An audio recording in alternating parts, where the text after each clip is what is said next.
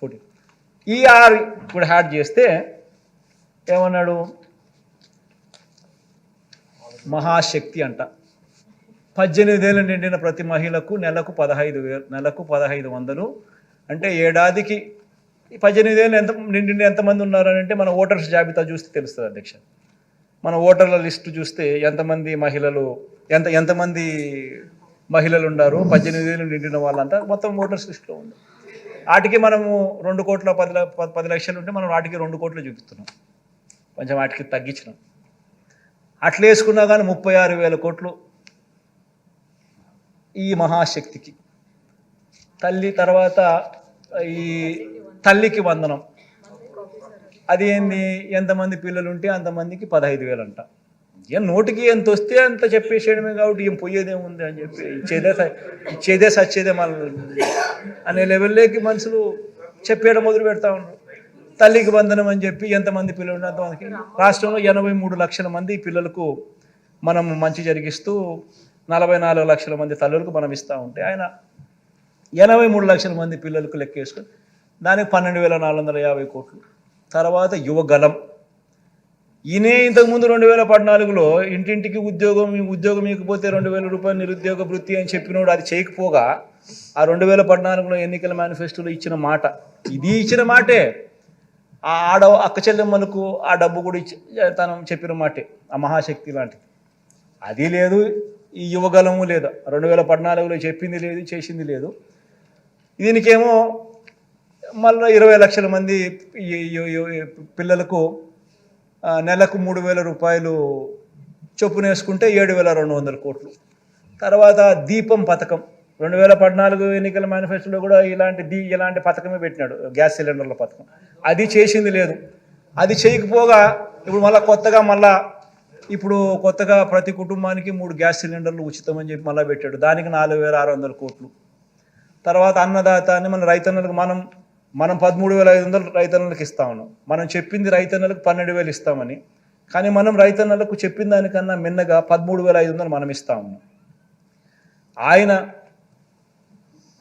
రైతులకు రుణమాఫీ చేస్తాను అని చెప్పి మొత్తం 5 ఏళ్ళకు కలిపి 87,612 కోట్ల రూపాయలు ఎగరగొట్టి ఆ 5 సంవత్సరాలు కలిపి ఆయన 15,000 కోట్లు ఇస్తే మనం ఇప్పటికే ఈ ఒక్క పథకానికే దాదాపుగా 30,000 కోట్ల పైచిలుకు 33,000 కోట్లు మనము ఈ రైతు భరోసా కింద మనం ఇప్పటికీ ఇచ్చేసాం రైతులకు. అలాంటి పథకానికి కూడా మళ్ళా అప్పుడు 13,500 ఇవ్వడానికే రైతులకు మనసు రాలే. ఇప్పుడు దానికి పోయేదేముందిలే అని చెప్పి 20,000 అంటున్నాడు. దానికి ఇంకొక 10,000 కోట్లు, 11,000 కోట్లు, అంతా కలిపితే 73,000 కోట్లు. ఈ 73,000 కోట్లకు నేను ఇంతకుముందు చెప్పినా కదా, టచ్ చేయలేని సబ్జెక్టులు ఉన్నాయని చెప్పి పెన్షన్లు కానీ, ఉచిత విద్యుత్ కానీ, పేదలకు అందే బియ్యం కానీ, పీడిఎస్ బియ్యం కానీ, ఆరోగ్యశ్రీ కానీ, పూర్తి ఫీజు రీఎంబర్స్మెంట్ కానీ, వసతి దీవెన కానీ, సంపూర్ణ పోషణం కానీ, గోరుముద్ద కానీ, ఈ 8 పథకాలు నేను ఏదైతే చెప్పినా టచ్ చేయాలనుకున్నా కూడా ఎవడు చేయలేని సబ్జెక్ట్ అని చెప్పినా కదా, ఆ 52,700. ఈ 73,440 కోట్లకి 52,750 కోట్లు కలిపితే 1,26,140 సంవత్సరానికి. అంటే నేను 70,000 కోట్లు మన ప్రభుత్వం 70,000 కోట్లు చేయడానికే నిజంగా కింద మీద పడతా ఉన్నాం. గవర్నెన్స్లో ఎప్పుడూ జరగని మార్పులు తీసుకొచ్చినాం. కరప్షన్ అనేది ఎక్కడ లేకుండా చేసినాం, పూర్తిగా స్ట్రీమ్లైన్ చేసినాం, చిత్తశుద్ధి చూపిస్తూ ఉన్నాం, నిబద్ధతతో చేస్తూ ఉన్నాం. ఇంత చేస్తూ ఉన్నా కూడా మనం 70,000 కోట్లకు చాలా లాగుతూ ఉంటే కూడా జరుగుతూ ఉంటే ఈయన 1,26,000 కోట్ల రూపాయల సంవత్సరానికి నేను చేసేస్తాను అని చెప్తా ఉన్నాడు. ఇంకా ఇంకా ఇంకా ఇంకా ఇంకా 6 పథకాలకి ఇంకా ఉన్నాయని చెప్తున్నాడు. మళ్ళా ఇంకా ఇంకా ఇంకా 6 పథకాలకి ఇంకా ఉన్నాయని చెప్తున్నాడు. అంటే నేను అడుగుతా ఉన్నాను అధ్యక్ష, అంటే మనం 70,000కే కష్టపడతా ఉంటే 1,26,000 ఇప్పటికే మళ్ళా ఇంకా ఏదో చెప్తానంటున్నాడు. అంటే నేను ఆలోచన చేయమని చెప్తాను. ప్రతి ఇంట్లో ఈ చర్చ జరగాలి. ఇంత మోసం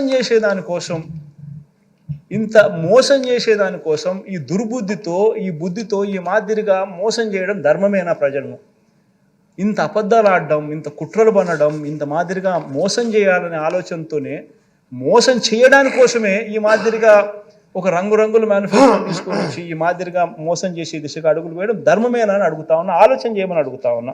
ప్రతి ఒక్కరూ కూడా ఈ విషయం ప్రతి ఇంట్లో కూడా చర్చ జరగాలని కూడా కోరుతా ఉన్నా అధ్యక్ష.